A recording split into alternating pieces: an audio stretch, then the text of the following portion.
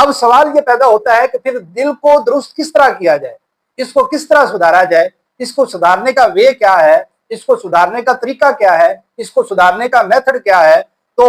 فرمایا کہ اصل میں اس کا جو میتھڈ اور طریقہ ہے جس کی وجہ سے دل سدھر پاک میں ہے، رسول اللہ صلی اللہ تعالی علیہ وسلم نے ارشاد فرمایا ان فی الجسد مضغۃ اذا صلحت جسد کلہ واذا فسد الجسد کلہ الا وہی القلب۔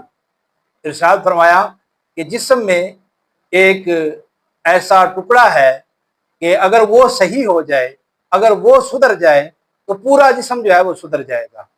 اور اگر وہ خراب ہو جائے،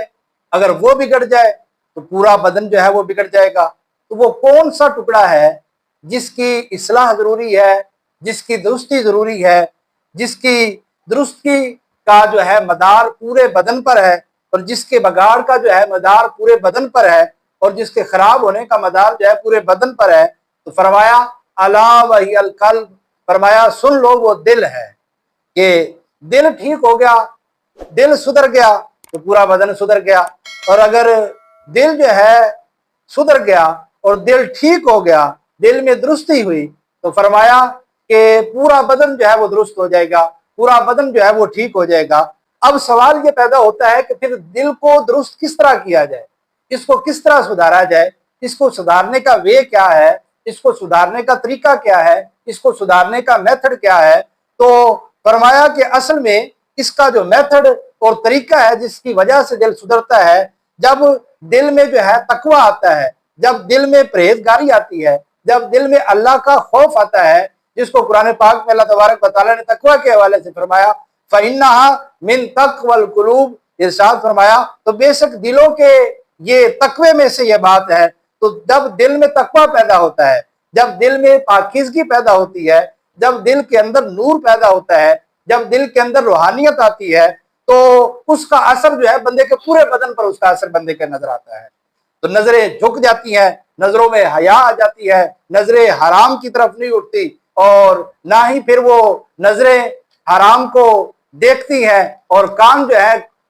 تلاوت قرآن پاک سننے لگ جاتے ہیں، اور رسول اللہ صلی اللہ علیہ وسلم کی نعتیں سننے لگ جاتے ہیں، اور زبان جو ہے پھر اللہ کے ذکر سے تار رہتی ہے، اور اللہ کی اطاعت اور فرما برداری والے کاموں میں لگ جاتی ہے۔ تو اس کے جو قدم اٹھتے ہیں وہ قدم بھی اللہ کی اطاعت اور فرما برداری اور اللہ تبارک و تعالیٰ کی رضا والے کاموں کے لیے اس کے قدم جو ہے وہ اٹھتے ہیں۔ تو میں یہ عرض کر رہا تھا کہ جب دل سدھر جاتا ہے تو اعضائے بدنیہ پر اس کا اثر جو ہے بندہ دیکھتا ہے۔ تو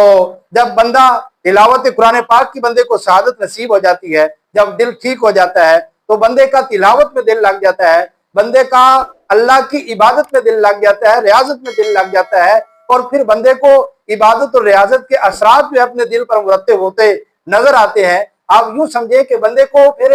ایمان کی چاشنی نصیب ہو جاتی ہے، بندے کو ایمان کی مٹھاس جو ہے نصیب ہونے لگ جاتی ہے۔ تو یہ کس وقت ہوتا ہے؟ کہ جب بندے کا دل ٹھیک ہو، جب دل میں جو ہے صفائی مل جائے دل کو، اور جب دل صاف ہو جائے تو اس کے اثرات پھر بندہ اپنے اعضائے بدنیہ پر دیکھتا ہے، اور اس کے آثار جو ہے اور اس کے جو اثرات ہیں اعضائے بدنیہ پر ظاہر ہونے لگ جاتے ہیں۔ اور اگر اس کا الٹ ہو جائے، جس کو حدیث میں بھی فرمایا گیا فاسد الجسد کلہ، جب دل بگڑ جائے، اس میں بگاڑ آ جائے، اس میں فساد آ جائے، تو اگر دل میں تاریکی آ جائے اور دل جو ہے وہ سیاہ ہو جائے، دل جو ہے سخت ہو جائے، اور دل پر جب زنگ آ جائے تو بندے پر نہ ہی پھر کوئی نصیحت اثر کرتی ہے، نہ ہی بندے پر کوئی وعد اثر کرتا ہے، نہ ہی نیکی کی بات بندے پر کوئی اثر کرتی ہے۔ وہ ایک کان سے سنتا ہے، دوسرے کان سے نکال دیتا ہے، یہ کون سی بات ہوئی؟ یعنی اس کو جو نیکی والی بات ہے اور اس کو اللہ کے رضا کی طرف لے جانے والی بات ہے، اللہ کی طاعت کی طرف لے کے جانے والی بات ہے، اس کے دل پر اثر ہی نہیں کرتی، چاہے وہ لاکھوں سن لے۔ تو نہ ہی پھر کانوں پر اللہ کا خوف رہتا ہے، نہ ہی اس کے ہاتھ ظلم و ستم سے جو ہے کی طرف جاتے ہوئے یا ظلم و ستم کرتے ہوئے کب کپاتے ہیں، نہ ہی اس کے جو قدم ہیں گناہوں کی طرف اٹھتے ہوئے نہ ہی لرزتے ہیں اور نہ ہی ڈگمگاتے ہیں، وہ سب کچھ کرنے کو تیار ہو جاتا ہے۔ اس لیے کیونکہ اس کے دل جو ہے وہ سیاہ ہو چکا ہے، اس کا دل بگڑ چکا ہے، اس کے دل میں فساد آ چکا ہے۔ تو اس لیے یہ بات ذہن نشین فرما لیں کہ معرفت کی بنیاد ہی جو ہے وہ یہ ہے کہ ترک